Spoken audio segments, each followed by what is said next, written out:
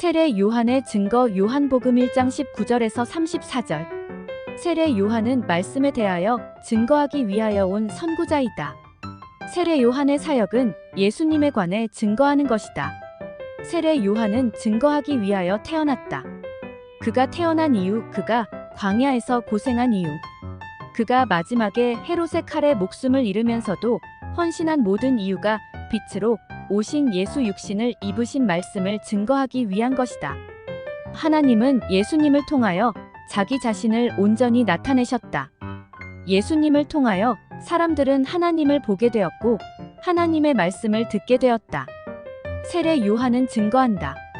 예수님은 너무 탁월하시고 위대하시기에 요한과 같은 위대한 선지자도 감히 그분의 신발 끈을 푸는 일을 감당할 수가 없다는 것이다.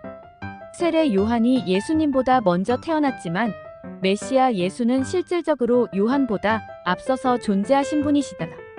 당시의 유대인들은 메시아를 대망하고 있었다.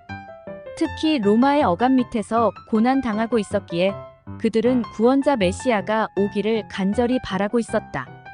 그래서 제사장 아들로 태어났으나 들판에서 야인처럼 살면서 회개를 촉구하는 요한에 대하여 혹시나 그가 그들이 갈망하던 메시아가 아닌가 하는 의혹을 갖게 되었다.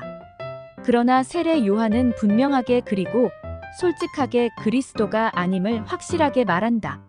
나는 이사야 선지자의 말과 같이 주의 길을 곧게 하라고 광야에서 외치는 자의 소리로다 하니라 라고 하여 자신의 분명한 신분과 위치를 대답한다. 세례 요한은 증거한다. 예수님은 세상의 죄를 지고 가는 하나님의 어린 양이라는 것이다. 이 양은 이스라엘 백성이 애굽을 탈출하기 전날 밤 하나님의 죽음의 사자가 애굽 전역을 치러 다니던 대속의 유월절 어린 양이었다. 하나님의 어린 양 되신 예수님께서 세상 죄를 지고 가시기 위한 첫걸음으로 요한에게 와서 세례를 받았다. 예수 그리스도는 유월절 어린 양으로서 세상의 죄를 짊어지기 위해 이 땅에 오신 것이다. 온 인류의 죄를 위하여 하나님의 어린 양 되신 예수께서 피를 흘리시고 유월절 어린 양으로 죽으셨다는 것은 우연이 아니라 하나님의 놀라운 구원의 섭리이다. 하나님의 어린 양이신 예수님의 죽음으로 그 피 때문에 영원히 죽어야 할 우리가 영원히 사는 복을 누리게 된 것이다. 세례 요한은 증거한다. 성령으로 세례를 베푸신 분이 예수님이라는 것이다. 이로써 새로운 시대가 예수님으로 말미암아 시작되며 성령의 오심은 바로 새 시대가 왔다는 증거인 것이다. 새로운 시대는 하늘의 열림으로 시작되었다. 세례 요한의 두 제자 요한복음 1장 35절에서 42절. 이튿날 세례 요한의 첫 번 증거 다음 날 혹은 그리스도께서 유대인 당국자들 앞에 메시아에 관하여 요한이 증거한 광야에서 돌아온 그 다음 날 세례 요한의 두 제자들은 예수님을 곧바로 따르지 않았다.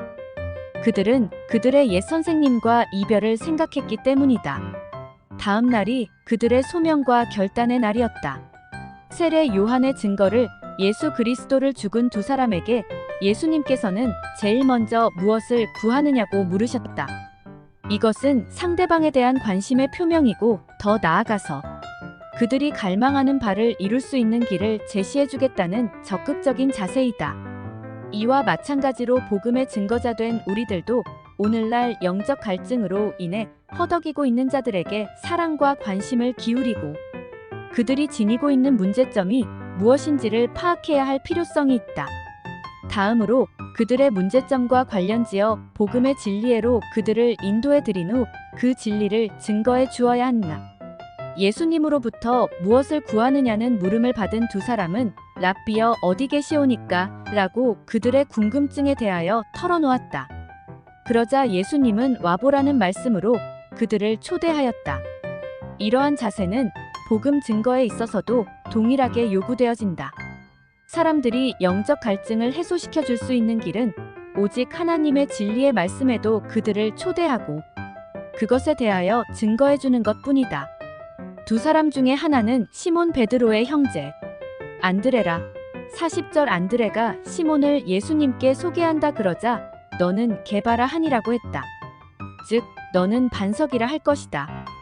이것은 모든 사도들 중 탁월한 사도로서 오순절 날의 유대인들 중에서 고넬료를 변화시키므로 이방인들 중에서 교회의 기초를 놓을 베드로의 미래적 사역과 지위의 예언이었다. 반석으로서 게바는 견고함의 상징이다. 예수님께서 어디에 계시는지를 와서 본 두 사람. 안드레와 사도 요한은 이후 계속적으로 그분과 함께 거하면서 진리의 말씀을 듣고 그분의 제자가 되어 이제 도리어 진리의 말씀을 다른 사람에게 증거할 수 있는 복음의 사역자가 되었다.